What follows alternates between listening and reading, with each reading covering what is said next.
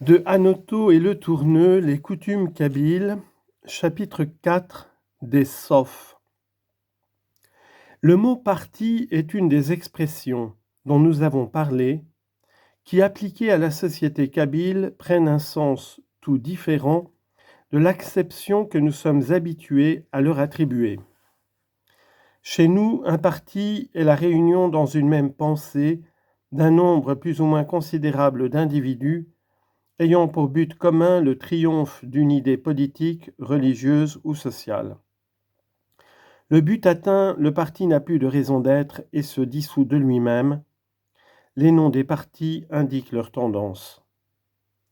Chez les Kabyles, rien de semblable. On ne trouve ni républicains, ni monarchistes, ni orthodoxes, ni hérétiques. La forme du gouvernement n'est mise en question par personne.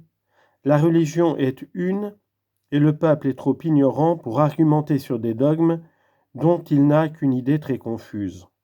Enfin, l'état embryonnaire du commerce et de l'industrie ne saurait fournir matière à des discussions d'économie sociale.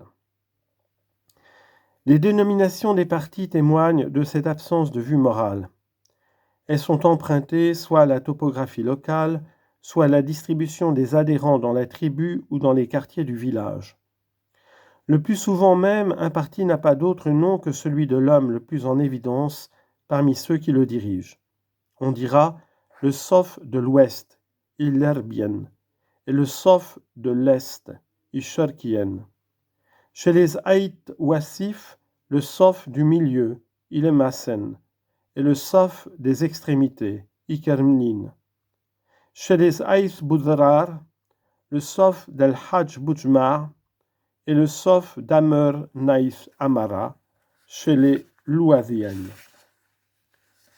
Un Soph kabyle n'est autre chose qu'une association d'assistance mutuelle dans la défense et dans l'attaque pour toutes les éventualités de la vie. Son but est assez bien défini par le vieil adage Winek ayun is ibzalmenner mezlum, aide les tiens, qu'ils aient tort ou raison.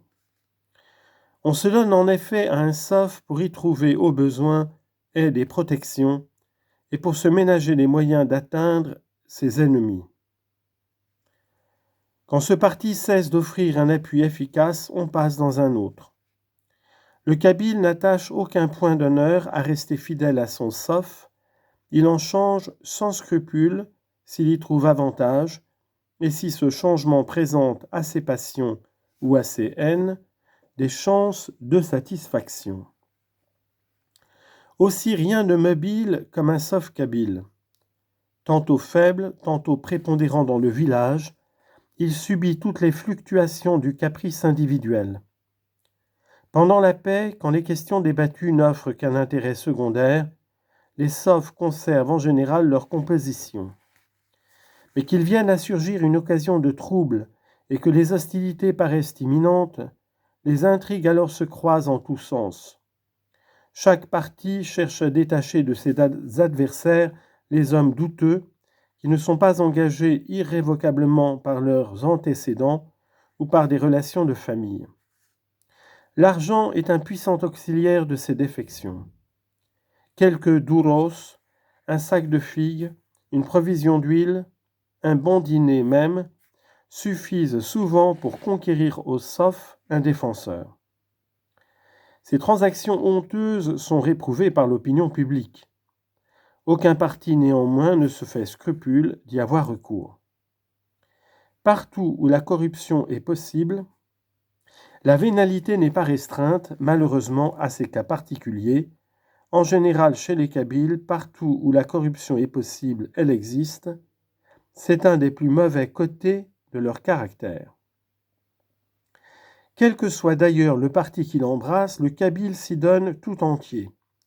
L'honneur et les intérêts du Soph deviennent sa passion, sa préoccupation constante. Pour eux, il néglige ses affaires, brise les liens de famille, si sacrés pour lui, et s'expose volontiers à la mort. Aucune mauvaise action ne lui coûte. il ne s'inquiète ni du droit ni de la justice. Si le SOF a décidé de soutenir la cause de l'un de ses membres, il mentira pour lui avec impudence, portera de faux témoignages, et la peur de l'enfer très vive pourtant ne le fera pas reculer devant les serments les plus solennels. S'il change de parti, il mettra la même ardeur au service de ses adversaires de la veille. Le SOF, de son côté, n'abandonne jamais ses adhérents. Si l'un d'eux meurt pour sa cause, ses enfants sont adoptés, nourris et entretenus à frais communs.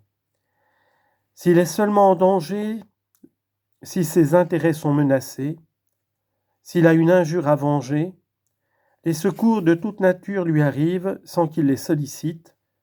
Il est assuré d'avance du concours spontané, ardent et dévoué de ses co-associés.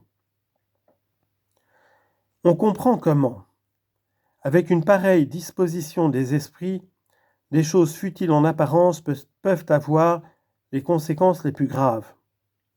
Qu'une rixe survienne entre deux hommes de SOF opposés, lorsque les têtes sont déjà échauffées par des débats irritants, les amis des deux champions, sans même s'informer du sujet de la querelle, se hâtent d'accourir à son aide, et la mêlée devient générale. La lutte commencée à coups d'ongles se continue à coups de pierre.